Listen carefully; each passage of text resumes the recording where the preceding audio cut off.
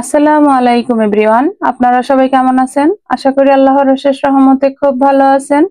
আমি আলহামদুলিল্লাহ ভালো আছি। তো আজকে রেসিপি ব্রকলি পাকোড়া। আমরা তো ফুলকপি পাকোড়া খাইছি, এখন আমি আজকে নিয়ে আসলাম একেবারে ইউনিক ব্রকলির পাকোড়া। এই যে এখন আমি ব্রকলিটাকে প্রথমে কাটবো, কাটার পরে পাকোড়াগুলো বানানো শুরু করব। তো প্লিজ আমার ভাই বোনেরা আমার পাশেই থাকবেন, আমার সাথেই থাকবেন। চলেন আমরা কাজটা শুরু করি। ব্রকলিগুলো এইভাবে আমি ছোট ছোট করে কেটে ধুয়ে পরিষ্কার করে নিছি। এখন প্রথমে একটু ভাপাই নিব। এর জন্য আমি এই যে একটা পাতিলে পানি বসাই দিছি। এখন এখানে দিয়ে দিব সামান্য একটু লবণ। এই যে দিয়ে দিলাম ব্রকলি গুলা, একেবারে হালকা একটু ভাপাবো। এই যে একটু নেড়ে শুধু ব্রকলিটার মধ্যে যেন লবণ পানিটা ঢুকে, বাস এই। আর ব্রকলি যত কাঁচা রান্না করা যায় অতই ভালো, বেশি সিদ্ধ না করে আর কি, একেবারে কাঁচা বলতে এটাই। তাই যে এখন চুলাটা অফ করে দিব, ঢাকনাটা দিয়ে এইদিকে এটা থাকবে চুলায়। আর আমি এই ব্রকলির পাকোড়ার জন্য ব্যাটারটা রেডি করে নিব। এই যে ব্যাটারটা রেডি করার জন্য একটা বাটি নিয়ে নিলাম, এর মধ্যে দিয়ে দিলাম 1 কাপ বেসন, আর 2 চামচ দিব কর্নফ্লাওয়ার, একটু ক্রিস্পি হবে। আর 2 চামচ দিলাম চালের গুঁড়া, 1 চামচ দিব আজওয়াইন বা জয়েন। এই যে এটা একটু এইভাবে ঘষে দিয়ে দিলাম। এটা দেওয়ার কারণে যাদের ভাজা পোড়া খেলে গ্যাসের সমস্যা তাদের আর এটা হবে না, গ্যাসটা হবে না। 1/2 চামচ দিব মরিচ গুঁড়া, আর 1/2 চামচ দিব হলুদ গুঁড়া। ঝাল যে যতটুকু খান অতটুকু দিয়ে নিবেন। আর এই পাকোড়াটা বিকেলে চায়ের সাথে জাস্ট জমে যাবে। তো প্লিজ আমার ভাই বোনেরা আপনারা অবশ্যই বাসায় বানাবেন, খাবেন, আর আমাকে কমেন্টসে জানাবেন। এখন দিব 1/2 চামচ ধনে গুঁড়া, 1/2 চামচ জিরা গুঁড়া, স্বাদ মতো দিব লবণ। লবণ এখানে বুঝে শুনেই দিতে হবে, যেহেতু আমি ব্রকলি গুলা লবণ দিয়ে ভাপাই নিছি এই জন্যে।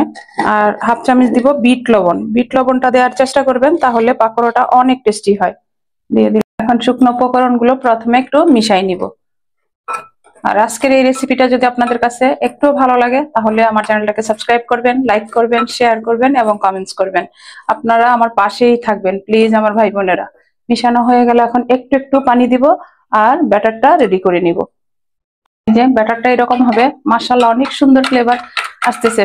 বিট লবণ, আজওয়াইন, এসব মিলানো মশলা সবকিছুতে অনেক সুন্দর একটা ফ্লেভার চলে আসছে। হয়ে গেল এখন মিশানো। এখন এই পর্যায়ে এই যে ব্রকলি গুলা পানি থেকে উঠে ছেঁকে রাখছি সেটা দিয়ে দিব। এখন এইভাবে মিশাই দিব। এরপরে তো আমি হাত দিয়েই ভাজবো, প্রথমে যে চামচের সাহায্যে একটু মিশাই দিলাম। মাশাআল্লাহ মাশাআল্লাহ এত সুন্দর গ্রান আসতেছে, খাওয়ার মজা তো আলাদাই হবে। তো আমার মতো কার কার এরকম ব্রকলির পাকোড়া পছন্দ অবশ্যই জানাবেন। একটা ফ্রাই প্যান বসাই দিছি চুলায়, এখন আমি তেল দিয়ে দিব।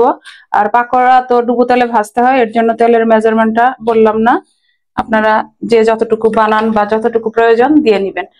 এই যে আমার তেলটা বেশি একটা গরম করিনি, হালকা গরম করে নিছি। এখন আমি পাকোড়া গুলা ভাজা শুরু করব। বিসমিল্লাহির রহমানির রহিম। এই যে মাশাআল্লাহ। আর এই শীতের মৌসুমে ব্রকলি কিন্তু হাতের কাছে অ্যাভেলেবেল। প্লিজ আমার ভাই বোনেরা আপনারা অবশ্যই বানাবেন, খাবেন, খেয়ে ট্রাই করে দেখবেন আসলে কতটুকু টেস্টি হয়।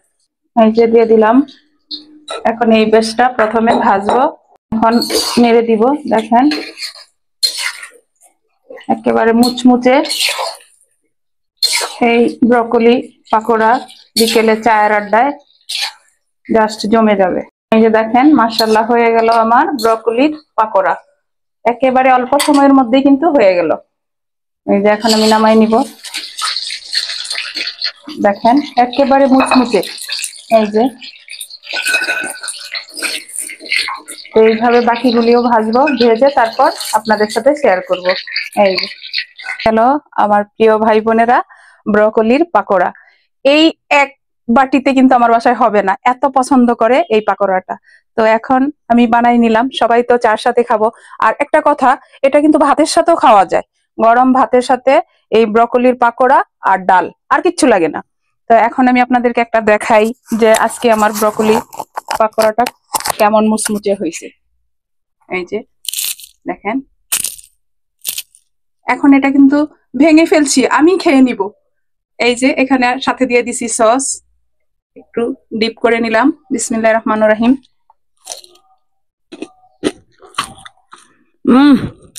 কি বলবো, একটু আগে আমি আমার মেয়েকে বলতেছিলাম যে সবটুকু তো আমিই খেয়ে ফেলতে পারবো, আমার কাছে এত ভালো লাগে। তো যাই হোক আমার প্রিয় ভাই বোনেরা, আপনারা বাসায় বানাবেন, খাবেন, খেয়ে আমাকে কমেন্টসে জানাবেন যে আজকে আমার ব্রকলি পাকোড়াটা কেমন হলো। আর শীতের মৌসুমে ব্রকলি কিন্তু, আবারও বললাম কথাটা, হাতের কাছে অ্যাভেলেবেল, তাই না? তো যাই হোক আজকে আমার ব্রকলি পাকোড়া বানানো শেষ হয়ে গেল। আমি আপনাদের কাছ থেকে বিদায় নিব, আবার নতুন কোনো রেসিপি নিয়ে আসবো। আল্লাহ হাফেজ।